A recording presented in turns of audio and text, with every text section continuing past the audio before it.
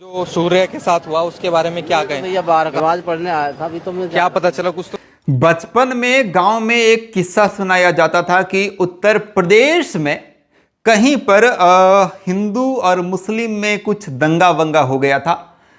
तो एक मुस्लिम दोस्त अपने हिंदू दोस्त के घर में फंस गया था।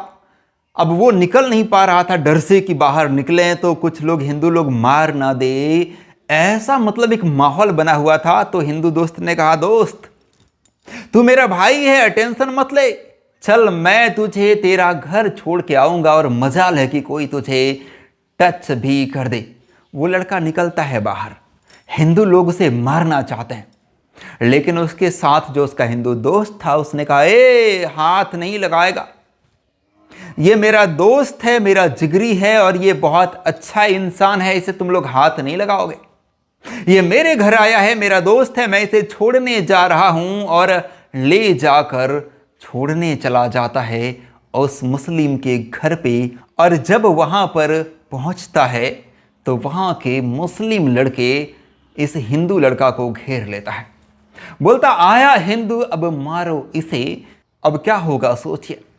आपको यह लग रहा होगा कि नहीं, वहां पर इसका मुस्लिम दोस्त इसे बचाएगा, नहीं, वो भी उधर से शामिल हो जाता है और इस लड़के को मार दिया जाता है। लेकिन जब हम बड़े हुए, पढ़ाई के लिए अपने गांव से थोड़ा अलग गांव में गए, हाई स्कूल में, वहां पर कुछ मुस्लिम लड़के मेरे दोस्त बन गए, मतलब बढ़िया वाला दोस्त बन गए। तो मुझे ये लगने लगा कि ये वो किस्से जो थे वो मनगढ़ंत था, वो भ्रम पैदा करने के लिए किस्से बना रहे थे लोग।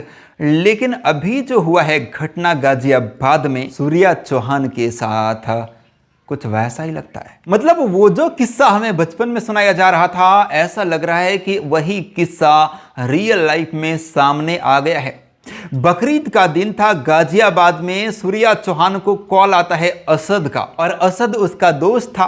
कहता है कि भाई बकरीद है, आ जाओ मेरे घर पे और कम से कम बधाई देने तो आ जाओ। सूर्या चौहान आखिर दोस्त था, वो पहुंच जाता है कि मैं जा रहा हूं, यसद भाई को खुश कर दूंगा, बकरीद है आज, उसका त्योहार है, जाऊंगा उसे बधाई दूंगा। जाता है, गले लगता है, बधाई देता है। उसके बाद यसद ये कहता है कि सुनना, तुमने कभी बकरे को हलाल होते हुए देखा है?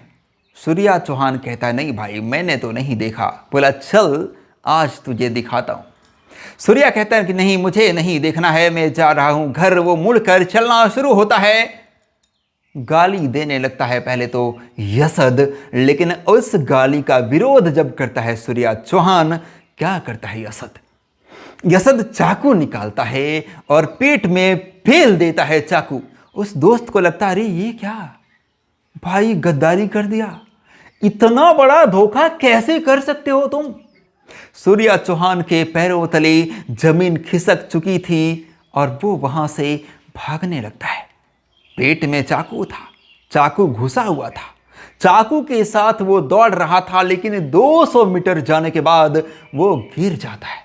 और यसद के साथ और उसके 3-4 दोस्त उसके पीछे दौड़ कर आते हैं, इसको पकड़ते हैं और चाकू गोदना शुरू कर देते हैं। 4-5 चाकू से वार करते हैं। उसके बाद वो बेहोश हो जाता है।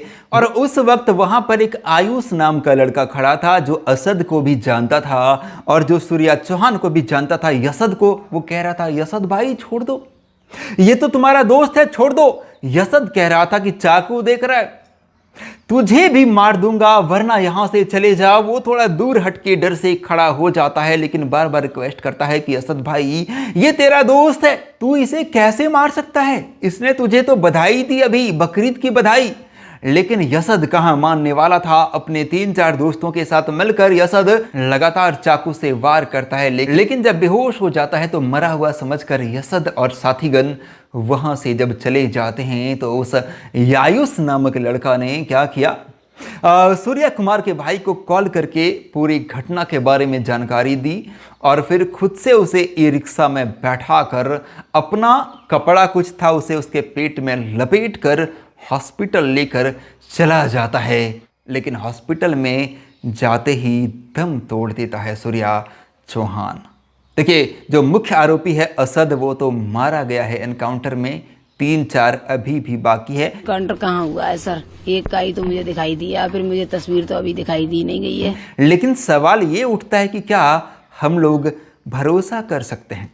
क्या इस तरह की घटनाओं को जब हम देखेंगे तो क्या हम लोग एक दूसरे पे भरोसा कर पाएंगे? मेरा कई सारा मुस्लिम दोस्त है, लेकिन क्या इस तरह का घटना जब मैं देखता हूं तो क्या मैं उनके इलाके में जा सकता हूं?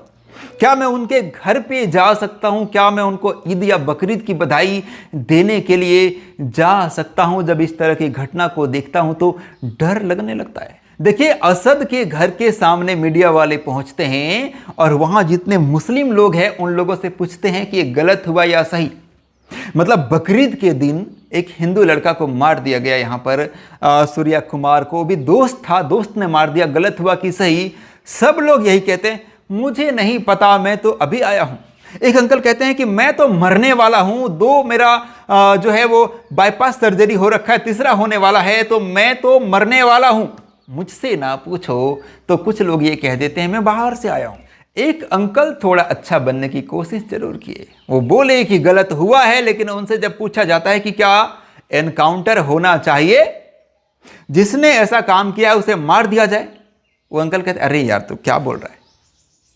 मतलब ये हाल है तो फिर प्रेम कैसे बढ़ेगा? अगर एक मुस्लिम ने गलत किया और तमाम मुस्लिम लोग उसके विरोध में अगर ना उतरे, बल्कि ये बोले नहीं हमें नहीं पता, हमें नहीं पता, हमें नहीं पता, इनको गाजा के बारे में पता है, इनको पाकिस्तान के बारे में पता है, इनको बांग्लादेश के बारे में पता है, इनको पूरे दुनिया में जहां पर मुस्लिम रहते हैं इनको ईरान के बारे में पता है, लेकिन अपने गांव, अपने चौक चौराहे के बारे में, इतनी बड़ी घटना के बारे में नहीं पता। क्या ऐसा हो सकता है? ऐसा नहीं हो सकता, लेकिन ये लोग इस तरह की हरकत करते हैं, जवाब नहीं देना चाहते हैं। ये लोग मुस्लिम गलत भी करे तब भी मुस्लिम के सपोर्ट में आ जाते हैं। तो क्या समाज में कैसा मैसेज जाएगा, और समाज में हिंदू मुस्लिम जो एकता की बात करते हैं उसको क्या संदेश जाएगा और क्या असर पड़ेगा? कुछ दिन पहले भी ऐसी घटना घटी थी और मुस्लिम इलाके में जब पहुंचे थे मीडिया वाले तो वहां पर मुस्लिम लोग इसी तरह से कह रहे थे हमें नहीं पता, हमें नहीं पता। इसका असर क्या पड़ेगा, समाज पे असर क्या पड़ेगा, और लोग हिंदू मुस्लिम एकता को कितना ज़्यादा सपोर्ट कर पाएंगे? इस तरह का देखिए, जिसने घटना किया वो कर दिया, लेकिन जो उनके गांव चौराहे वाले लोग थे वो तो कहते कि नहीं गलत किया है, ऐसा नहीं करना चाहिए, उसको फांसी पर लटका दो। इस तरह अगर बोलती तो लगता ना कि भाई हाँ इंसानियत है, दोस्ती की जा सकती है। लेकिन ये लोग ऐसा नहीं कर रहे हैं, ये लोग गलत मैसेज दे रहे हैं। क्या कहना चाहेंगे आप लोग? कमेंट करिए। मैं महेश पांडे, आप लोग देख रहे थे Mahesh Pandey updates channel. Thank you.